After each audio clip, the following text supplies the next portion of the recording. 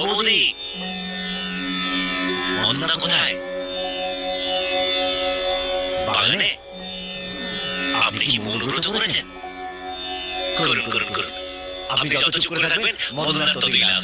পারলে চোখগুলো বন্ধ করে রাখবেন, তাহলে বাইরের ওই সিনগুলো দেখতে পাবেন না। আসি তাহলে।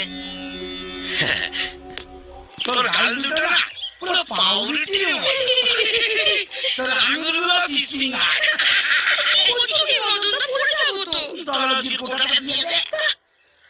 কেউ যদি দেখে ফেলে? দেখো পাড়া পরিস্থিতিতে কেমন আছে ধরে শুরু হয়ে গেছে।